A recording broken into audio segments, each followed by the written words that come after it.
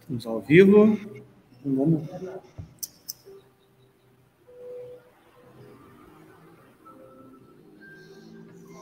Estamos ao vivo. Pessoal, boa noite. Meu nome é Fernando. Eu trabalho aqui na Casa Centro Espírita Paz e Amor, em Andradas, Minas Gerais.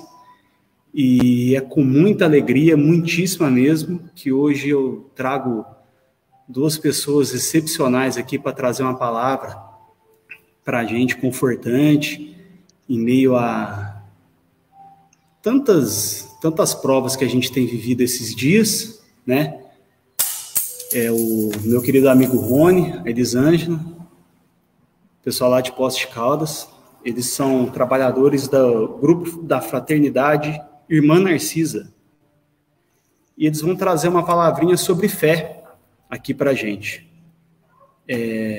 Ali vai falar sobre o livro sobre a fé vista do Livro dos Espíritos, o Rony, embasado no Evangelho.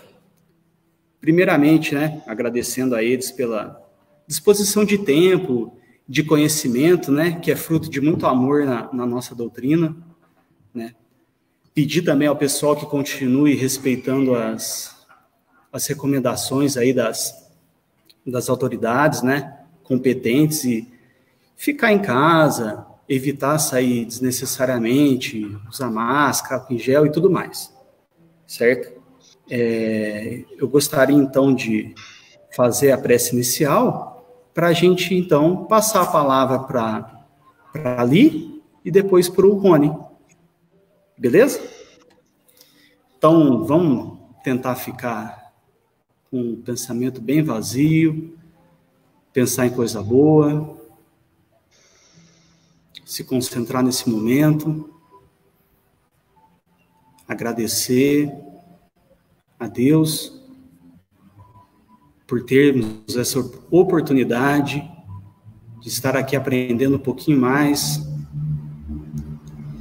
de ter acesso a essas ferramentas, a tecnologia, e continuarmos conectados.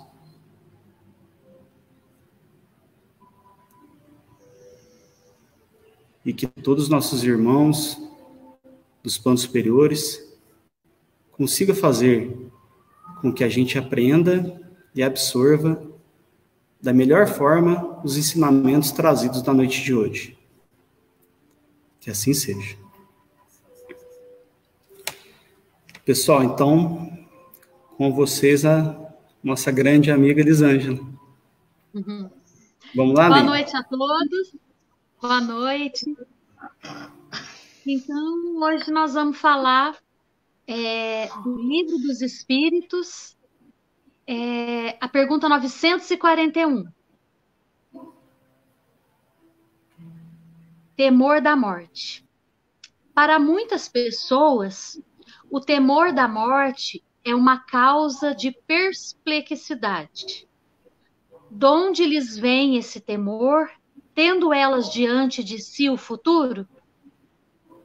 Não há fundamento para semelhante temor. Mas, que queres?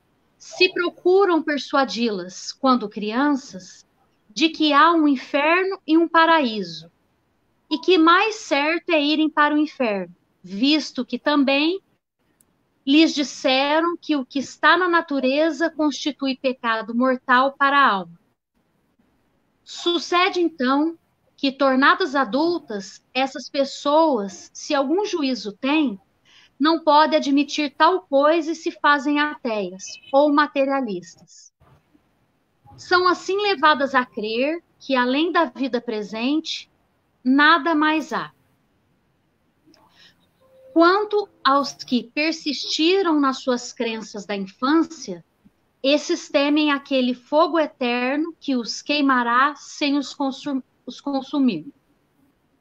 Ao justo, nenhum temor inspira a morte, porque com a fé tem ele a certeza do futuro.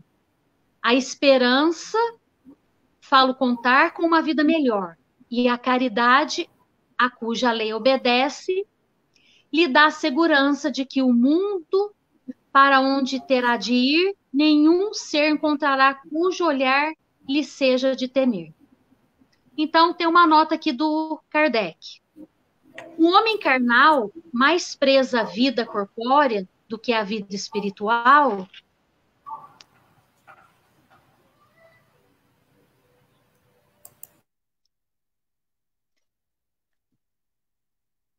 acho que deu uma paradinha aqui, eu vou continuar. Acho que saiu minha imagem. Então, eu vou voltar a nota do Kardec de novo. O homem carnal, mais preso à vida corpórea do que à vida espiritual, na terra, penas e gozos materiais. Sua felicidade consiste na satisfação fugaz de todos os seus desejos. Sua alma, constantemente preocupada e angustiada pelas vicissitudes da vida, se conserva numa ansiedade e numa tortura perpétuas. A morte o assusta, porque ele duvida do futuro e porque tem de deixar no mundo todas as suas afeições e esperanças.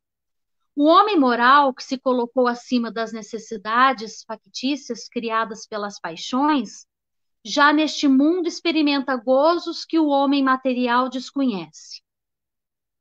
A moderação de seus desejos lhe dá ao espírito calma e serenidade. Ditoso pelo bem que faz. Não há para ele decepções e as contrariedades lhes deslizam por sobre a alma, sem nenhuma impressão dolorosa deixada. Então, meus amigos, né, o evangelho, quando ele entra, né, num coração humano, ele também desperta a luz. E a luz da fé, né? Já que, então, dentro dessa pergunta, né, falando da morte, vem falando também da fé. Quer que a pessoa acredite em Deus, quer a pessoa não acreditar, quer que a pessoa acredite na espiritualidade ou não acreditar, chega uma hora na vida de todos nós que nós vamos estar imóveis, nós vamos estar durinho, sem conseguir mexer nada. E estaremos entregues nesse momento ao poder de Deus. E essa hora se chama morrer. Então, todos nós vamos passar por isso, e já passamos inúmeras vezes, e ainda vamos passar muitas vezes pela morte. A morte, ela é uma experiência da perda total de controle. Morrer é perder totalmente o controle. Por isso que a gente morre de medo, né? Mesmo a gente que é espírita, se a gente for pensar mesmo lá no fundinho, a gente tem o medo, né? A gente fica assustado, porque esse medo, ele é muito forte, né? O medo de perder o controle, que aí já não depende mais de nós, né? Então, quando o evangelho, ele entra mesmo na nossa alma, ele ensina a fé. E a fé, ela não é acreditar ou não acreditar. O acreditar e não acreditar, isso tem a ver com a crença. A fé, ela tem a ver com a entrega, né? Ainda tem o pessoal antigo, né, que a minha mãe sempre falava muito, o pessoal antigo falava, entrega nas mãos de Deus. Então, a fé tem isso, né? A entrega. E com o Evangelho de Jesus, ele nos ensinou a entregar a vida ao doador da vida, que é Deus, o nosso Pai. Tanto é que Jesus disse, Pai, seja feita a tua vontade. E às vezes a gente tem um pouco de medo, né, de falar assim, Pai, seja feita a sua vontade, né, porque a gente fica meio que ali no controle e fala assim, nossa, será que vai dar certo ou não vai, né? Então a gente está meio que caminhando ainda para poder realmente entender dentro de nós a fé, né, praticar a fé. Então, nessa parte aqui da pergunta, né, na resposta que os Espíritos falam, que é ao justo nenhum temor inspira a morte, porque com a fé tem ele a certeza do futuro. E se a gente realmente vivesse dessa maneira, a gente iria perceber que a parte que me cabe é minha, o que eu tenho que fazer é meu. E deixar a parte que cabe a Deus. Só que muitas das vezes a gente quer fazer a nossa parte e a gente, nossa, não quer nem pensar qual que é a parte de Deus, porque a gente está sempre vivendo dentro desse controle, né? A gente ainda não consegue entregar, a gente não consegue confiar a Deus, né? Falar, ó, essa parte é minha, é essa que eu estou reencarnada, é essas coisas que eu tenho que fazer, e aquilo a Deus pertence, mas a gente ainda fica meio capengando, né? Mas é por isso que a gente vai trazendo cada vez mais o evangelho na nossa vida, para iluminando dentro de nós, iluminando o nosso coração e a gente entregar realmente a fé. Então, quando nós realmente nos entregarmos, né, a essa fé, que ela é divina, ela vai produzir uma serenidade profunda no nosso espírito. O convite da doutrina espírita, né, para os nossos corações é que a gente possa caminhar com uma autonomia, que a gente possa caminhar com uma consciência dos nossos passos, né, começando a tomar consciência da vida, dos nossos passos. Na verdade, a gente assumir as rédeas da nossa vida. E no que lhe compete, entregar as rédeas naquilo que é de Deus, né? Então, eu acredito que essa mensagem hoje, ela veio trazer muito isso, né? Essa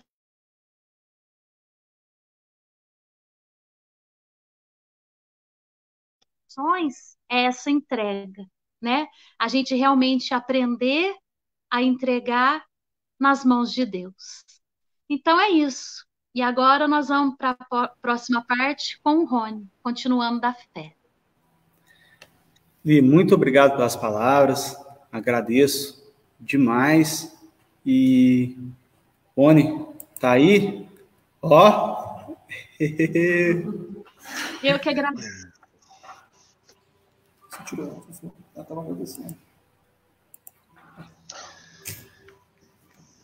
Então, boa noite a todos. A gente estava aqui refletindo sobre o que a Elisângela estava falando, né? Que vai muito de encontro ao que a mensagem que a gente separou do Evangelho segundo o Espiritismo, também sobre a fé. Muitas pessoas às vezes nos perguntam assim: o espírita tem um evangelho, o espírita, né, tem um evangelho próprio dos espíritas. Na verdade, nós sabemos que não é assim, né? Existe o evangelho de Jesus, que consta lá no Novo Testamento, e o que o Allan Kardec fez no Evangelho segundo o Espiritismo foi só separar por assuntos, né, morais dos ensinamentos de Jesus e das práticas de Jesus,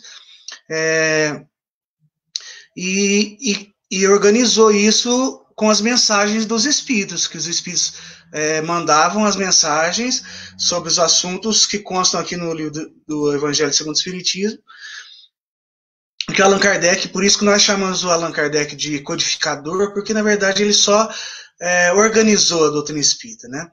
Nem é correto nós dizermos assim, eu sou kardecista, porque nós não somos kardecistas, nós não seguimos Allan Kardec, nós somos espíritas, porque a doutrina não é de Allan Kardec, né? É dos espíritos, por isso que é chamada doutrina dos espíritos, ou o livro básico da doutrina espírita é Livro dos Espíritos, né? O que Kardec fez foi organizar com muita competência, com muita sabedoria, com muita grandeza, né? Por isso que ele é o nosso chamado nosso codificador. E no Evangelho segundo o Espiritismo, nós vamos notar que quase todos os capítulos do Evangelho segundo o Espiritismo começam com uma frase de Jesus. Né? Então, Kardec, inclusive, nomeou os capítulos com um dito do próprio Cristo. Então, por exemplo, assim, o capítulo 1 chama Não Vim Destruir a Lei. Então, lá nesse capítulo vai ser abordado toda o Antigo Testamento, a lei mosaica dos 10 mandamentos, etc., fazendo uma ponte com Cristo e uma ponte com a doutrina espírita, como terceira revelação. E aí ele pega aquele momento que Jesus fala, eu não pensais que vim destruir a lei, ou seja, a lei de Moisés. Pelo contrário, vim dar-lhe cumprimento.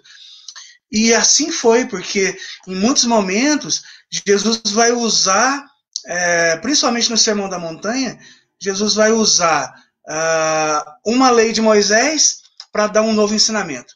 É como se a gente já pudesse passar de fase. Então ele começa sempre assim, ouvistes o que foi dito pelos antigos, não matarás. Está lá nos 10 mandamentos. Então ele está falando assim, isso aí vocês ouviram e entenderam, não matar. Mas eu, porém, vos digo que aquele que se enraivecer contra seu irmão, que o chamar de louco, né, que disser raca para o seu irmão, por exemplo, isso era um costume dos judeus, quando passavam por um samaritano, que os dois povos se odiavam, ele falava raca, que era uma expressão de desprezo, cuspia no chão. Então Jesus vai falar assim, ouvistes o que foi dito, não matarás, mas eu, porém, vos digo, aquele que fizer tudo isso também está matando, né? Ou seja, ele está dando um novo nível para a interpretação do não matarás, por exemplo. Não adianta eu só não matar a pessoa fisicamente com uma arma. Mas muitas vezes, quantas vezes nós mesmos dizemos assim, não, fulano morreu para mim, acabei de matá-la internamente, né? Ou quando eu começo a falar mal da pessoa, colocar mentiras, né? Hoje é comum plantar mentiras na internet, eu estou matando a pessoa de alguma forma, nem que for de alguma forma simbólica. Então, é necessário ir além do que... Existem níveis de interpretação, e o Evangelho também é assim. Então, o capítulo que nós vamos estudar hoje, que nós retiramos um item, é o capítulo que fala da fé. E esse capítulo também tem o nome de uma expressão do próprio Cristo. Esse capítulo se chama A Fé Transporta Montanhas, né? Que é uma frase que até, mesmo para quem não tem o hábito de estudar evangelho, tudo, mas está muito inserido na nossa cultura, né? Todos nós já ouvimos isso de alguma maneira, né? Isso foi retirado de quando Jesus, mais de uma vez, falou, né? Se tiverdes fé do tamanho de um grão de mostarda, né? Que é um grãozinho, para quem já viu, que vai na loja de tempero e pede lá grão de mostarda para temperar a carne. É um negocinho que não dá nem para a gente ver quase, né? E Jesus falou assim, que vai se tornar a maior das árvores depois, né? Ou seja, na verdade, Jesus está falando assim que essa fé é para ser cultivada, né? Fé não é uma coisa que acontece de estalo em mim. Por isso que ele comparou com uma semente, que eu preciso trabalhar em cima, cultivá-la, né, defendê-la das ervas daninhas e para que ela cresça, né? Eu não faço ela crescer, ela cresce sozinha em mim, é natural isso, né? Mas eu preciso da minha boa vontade para trabalhar essa fé em mim, para cultivá-la em mim, né? Então esse capítulo 19 do Evangelho segundo o Espiritismo vem tratando da fé de vários aspectos. Ele vai falar assim, por exemplo, que a fé é a mãe da esperança e da caridade, no item anterior. Ele vai estudar a parábola da figueira seca, que é uma parábola muito interessante, porque quando essa é uma parábola encenada, não é uma parábola contada por Jesus. E isso é comum no Antigo Testamento. Quando a gente vai lá na Bíblia olhar, muitas vezes o profeta falava o que ele tinha ouvido, o que ele tinha visto nas suas, né, nos seus êxtases, mas muitas vezes esse profeta, ao invés de falar, ele fazia uma ação, ele encenava, era como se fosse uma profecia teatral, quase. E nessa parábola da figueira seca, Jesus faz isso. Então o Evangelho de Mateus conta que eles estavam caminhando, saindo de Betânia, Jesus olha uma figueira cheia de folhas, e o Evangelho fala assim que Jesus teve fome e viu aquela figueira bonita, cheia de folhas lá longe, e Jesus vai ao encontro da figueira. E chega lá, não tem nenhum fruto, só tem folhas. Então Jesus fala assim, ó, que nunca mais ninguém coma fruto de ti. E vai embora. E os discípulos não entenderam nada. Quando eles voltaram pelo mesmo caminho no dia seguinte, Pedro observou a figueira de longe e viu que ela estava completamente seca. E falou assim, Senhor, olha lá, a figueira está totalmente seca. Então, Jesus, do nada, fala, a resposta que Jesus dá para essa observação de Pedro é o seguinte, tendes fé. E a gente fica assim, o que tem a ver a fé com a figueira, né? Será que é pra gente ter bastante fé que a gente vai secar as árvores, né? Que nem diz no ditado popular, o olhar de seca a pimenteira? Não, não é isso. É como se Jesus estivesse falando assim, ó, é necessário dar frutos o tempo todo. E essa figueira, ela só tinha folhas, mas não tinha fruto.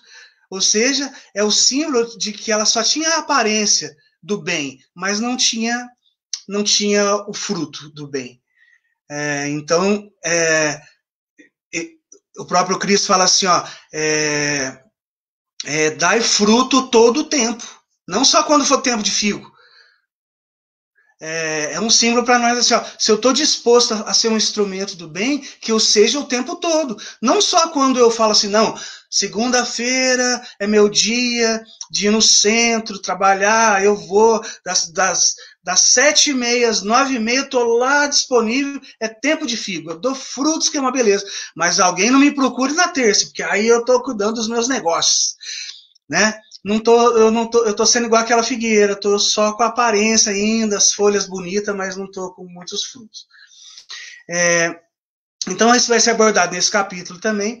E o último item desse capítulo 19 é chamada uma mensagem do Espírito que assinou, ele não quis se identificar, ele assinou assim, ó, um Espírito protetor. É uma mensagem recebida em Paris em 1863. E ele chamou a fé humana e divina. Então, fazendo um paralelo com o que a Elisângela estava falando, quantos de nós temos medo de colocar a nossa vida na mão de Deus? Por falta de conhecimento, por falta de confiança numa palavra, por falta de fé, porque nós não temos muita certeza se Deus está atento para a nossa vida, vai que Ele está com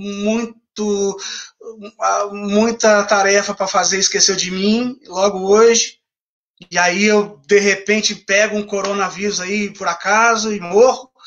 Então a gente tem medo que o acaso aconteça na nossa vida, ou uma bala perdida, vai que a lei de Deus deu um bug lá do milênio e de repente veio uma bala perdida e pronto, estou na cadeira de roda. Aconteceu por acaso. Muitos de nós, até que nos dizemos espíritas, nos pegamos ainda às vezes com essas dúvidas. Será que só acontece mesmo o que é bom para mim? Ou pode acontecer aí que acontece um acaso e alguma coisa dá errado na minha vida? Essa é uma dúvida legítima de todos nós. Porque essa fé ainda é grãozinho de mostarda em nós. Ainda não é árvore. Portanto, uma coisa que me chama muita atenção é uma vez perguntaram para Einstein qual que era a pergunta fundamental que a gente devia fazer.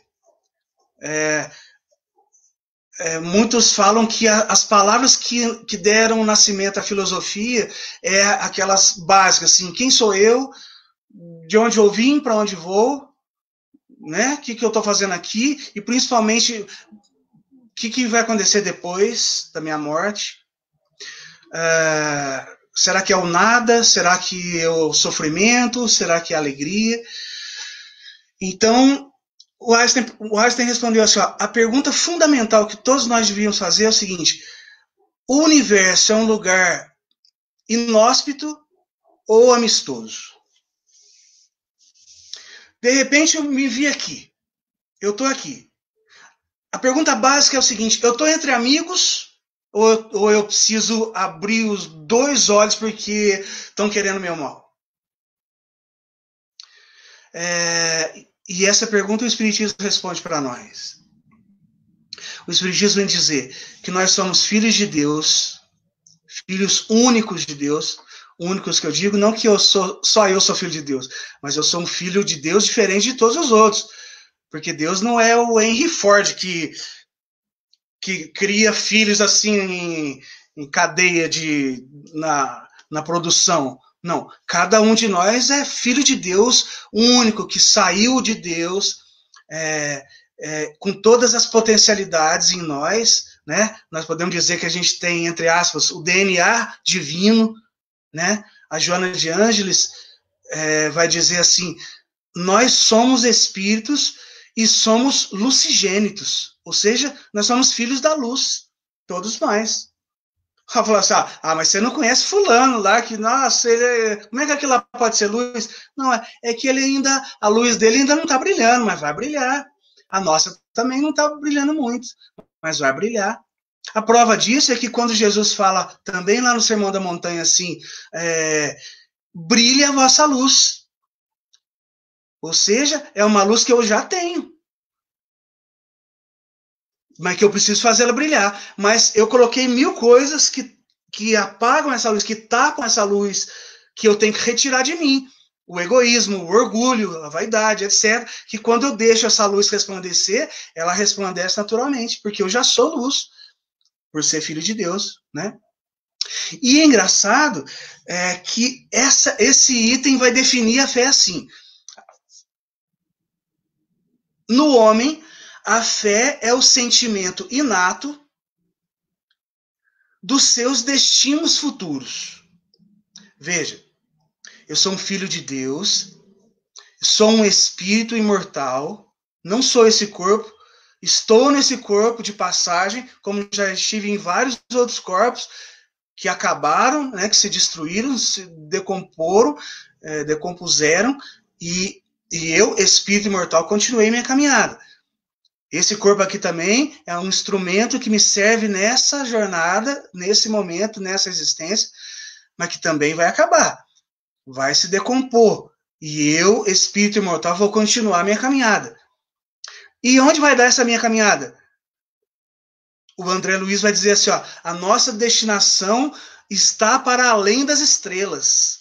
Nós não temos nem noção. O que está guardado para nós nessa estrada da evolução, de plenitude, de felicidade, né, de poder de criação. Quanto mais nós evoluímos, mais aumenta o nosso poder de criação e de colaborar na obra de Deus, no universo infinito.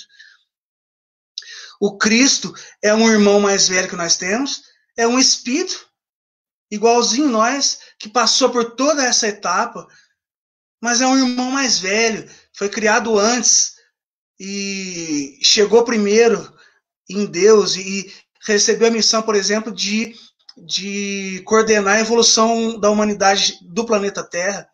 Agora, existem outros Cristos por aí que coordenam a evolução de outros mundos, outros orbes, né? Então, a nossa destinação é essa. Portanto, a fé em nós é o sentimento inato dos meus destinos. Eu já sei aquilo. No fundo, eu já sei. Então, a fé é aquela certeza que eu tenho lá no fundo. Embora muitas vezes eu imponha o raciocínio, uma filosofia, e eu apago aquele sentimento. Mas, no fundo, os espíritos vão dizer para nós assim, e o próprio Allan Kardec vai dizer assim, na verdade, não há ateus. Não existem ateus. Todos os espíritos sabem, no fundo, se deixar isso emergir, que nós temos uma origem divina. E que há uma destinação futura para nós, também divina. Mas, muitas vezes, eu imponho o raciocínio, as minhas próprias paixões, que me fazem chegar... Não, eu não acredito em nada. No fundo, acredito. Né? E nós vemos isso muitas vezes quando ela está na mesa do bar, filosofando, é uma coisa. Quando a água começa a bater no joelho, como diria o mineiro, aí a coisa começa a ficar diferente, né? Aí a pessoa já começa a avaliar outro tipo de ateísmo. E ele completa assim, essa fé é a consciência que ele tem, ou seja, que o Espírito tem, todos nós, das faculdades imensas depositadas em germe no seu íntimo, que agora está em estado latente e que lhe cumpre, através da boa vontade, fazer que desabrochem e cresçam. Olha aí a imagem da semente de novo. O Espírito aqui que assinou como Espírito protetor, ele pegou de uma outra maneira aí a sementinha da mostarda e está falando assim, ó, a fé é a certeza das potencialidades que todos nós carregamos, porque eu não vou precisar um dia colocar dentro de mim a caridade. Do mesmo jeito que eu não vou precisar colocar a luz já está aqui, a caridade já está aqui, a humildade já está aqui, a bondade já está aqui. Mas ela está toda misturada, cheia de paixões minhas, de vaidade, de hábitos que eu fui adquirindo nesses milênios todos, que é necessário que eu supere. Quando eu supero o orgulho, a humildade brilha naturalmente. Quando eu supero o egoísmo, a caridade brilha naturalmente. Então, essas potencialidades estão em nós. Como o meu DNA é divino, eu trago todas essas virtudes dentro de mim. Que eu vou, através da minha boa vontade, eu vou trabalhando, portanto, eu não sou isto ou aquilo. E nem nós devemos falar que ninguém é isto ou aquilo. Nossa, fulano é uma pessoa tão orgulhosa. Não, ele está orgulhoso, mas vai deixar de estar. Tanto quanto nós. Ele também está na caminhada do progresso, tanto quanto nós. Então a gente deve falar assim, olha só que exercício bonito. A gente fala assim, ó, fulano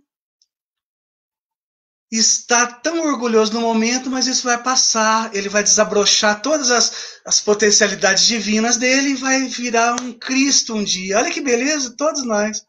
Já não dá mais para a gente criticar ninguém, não é verdade? E para a gente ir encerrando, então ele vai falando assim que até hoje a gente analisou a fé como uma coisa religiosa, que é uma coisa que a gente tem dia e local para exercer, né? O católico exerce domingo, o espírita exerce segunda ou terça, sei lá, o dia da reunião pública, mas parece que a fé é uma coisa que eu tenho dia e local. Né? Ele vem falando que, na verdade, não é que tudo aquilo que nós chamamos de milagres, que Jesus fez, prodígios, o próprio Cristo falou assim, ó, vós podeis fazer tudo o que eu faço e muito mais. Ou seja, quando eu desabrochar em mim todas essas potencialidades. Jesus não fez milagres. Nenhum. Jesus só fez coisas que nós não entendemos. Fala assim, como que o cara faz isso? Né? Ele faz utilizando todas as potencialidades divinas dele, que ele já consegue manipular. Eu ainda não consigo. Por isso que o povo punha os doentes na escada do templo, para quando João e Pedro passassem, a sombra deles refletida, deitada em cima dos doentes, curava os doentes. Agora eu vou lá no centro, dou passo, nunca curei ninguém, ninguém saiu andando da cadeira de rodas, porque eu ainda não consegui fazer essas potencialidades ainda desabrocharem, mas estamos no caminho. E ele termina esse item falando assim, ó, se todos nós tivéssemos a certeza da força que nós trazemos em nós, e aqui eu chamo a atenção que força aqui não é força de disputa, não é força para eu ganhar dos outros, é força amorosa. E se nós quiséssemos todos pôr a vontade a serviço dessa força, nós seríamos capazes de realizar o que até hoje nós chamamos de milagres, de prodígios. Né? Então ele termina assim, que fé humana, ele definiu ali, separou entre fé humana e fé divina. Fé humana é a fé em si mesmo. Fé divina é fé em Deus. Confiança, igual a Elisângela falou. Não vai acontecer nada que não esteja na lei de Deus. Não vai acontecer acaso. Você pode me dizer assim, ó, se você usar teu livre-arbítrio para suicidar, não estava na lei de Deus, ok. Aí não estava na lei de Deus mesmo. Aí eu vou sofrer as consequências daquilo. como outras coisas que eu fizer. Agora, aquilo que não depende de mim, que acontece na minha vida, acontece porque Deus permitiu. Porque a lei de Deus permitiu. E porque Deus, e toda a espiritualidade que trabalha ao meu favor, viu que aquilo é o melhor para mim naquele momento. Portanto, eu não pego por acaso um coronavírus, eu não morro de véspera, a não ser que eu buscar a minha morte. Aí tudo bem. Agora, não acontece nada no meu destino que não seja bom para mim. Nem bala perdida e nem nada do tipo. Então, fé em Deus é isso, confiar que nada acontece por acaso. A lei de Deus não erra, ela não entra em parafuso em algum momento. E fé divina, e fé humana é a fé em si mesmo. Mas também não é aquela fé que a gente está acostumado a fazer confiança, que a gente chama de amor próprio, quando a gente fala assim, não, eu confio no meu taco. Isso aí a gente está disputando com os outros. Eu vou provar que eu sou melhor. Isso aí é disputa, e não é dessa fé que ele está falando. Isso não é fé. Confiança em si mesmo é confiar nessas potencialidades que eu tenho. Então, quando eu me vejo, por exemplo, assim, ó, meu Deus, como eu sou ainda impaciente, hoje eu buzinei para aquela mulher no trânsito, quase que eu fiz uma homenagem à mãe dela lá no trânsito. Poxa, caí. Aí, ó, fui impaciente de novo. Fé humana é falar assim, calma, Rony, eu estou no processo, vou tentar a paciência amanhã de novo, depois da manhã outra vez, e aí vai chegar um momento, e eu vou, quando eu olho para trás, eu falo, nossa, há 10 anos atrás eu era muito mais impaciente que hoje, olha só o que eu já suporto hoje, o que eu aguento, que eu não aguentava antes. Então todos nós estamos em permanente mudança, permanente evolução, né? E todos nós temos a destinação divina também, porque somos filhos de Deus, espíritos imortais, todos nós. Então essa é a mensagem, Fernando, que a gente tinha para falar hoje, sobre a fé. Bacana demais, né, Rony? Cara, muito obrigado. Deixa eu voltar ali aqui. Aí. E só, se vocês me permitem fazer um comentário, o que claro. o Rony comentou sobre, né, a fé, da gente ter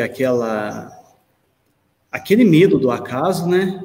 Ali comentou também do medo do nosso desencarne, né? Da nossa morte, que a gente fica tão inseguro, né? E eu tenho certeza que se a gente conseguisse sempre manter isso na nossa cabeça, de que nada acontece por acaso e que tudo que está acontecendo é de nosso merecimento, tem um propósito, a gente ia ser muito mais tranquilo, né?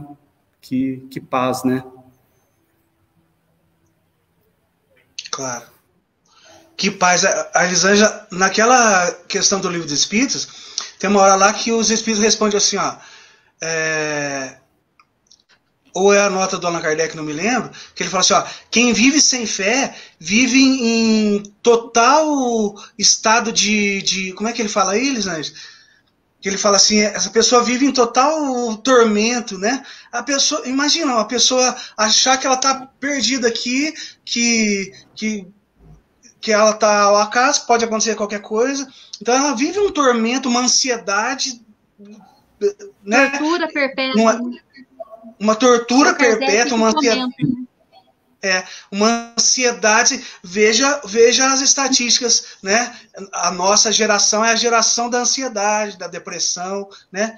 Porque a pessoa não vê sentido na vida e ainda acha que está ao acaso, que está jogada aos leões, aí realmente é difícil de viver, né? O desespero bate a porta. Mas é igual você colocou no final, né, Rony? A gente sempre olhar para trás e ver que a gente está melhorando, né? Acho que é muito confortante ver que, com certeza, a gente está sendo melhor do que ontem e vamos continuar tendo fé para a gente chegar lá, né? Claro. Isso aí. Gente, então, eu só tenho a agradecer do fundo do meu coração. Vocês já tiveram várias vezes aqui presencialmente, hoje virtual, né? Que chique que a gente está, graças a Deus a gente... Graças a Deus a gente tem esse recurso aí. E quando nós saímos lá da roça, a gente não imaginava isso, hein? Que a gente ia estar tela dividida. Celular, capaz, né? Conversar com o aparelhinho daquele, né, mano? Mas nós que agradecemos, viu, Fernando? Foi muito bom. Obrigado pela oportunidade aí. Te agradeço, que isso, viu? gente. Um abraço a todos vocês aí. Outro, e obrigado, e eu deixo a porta aberta aqui, quando vocês puderem estar aqui, né?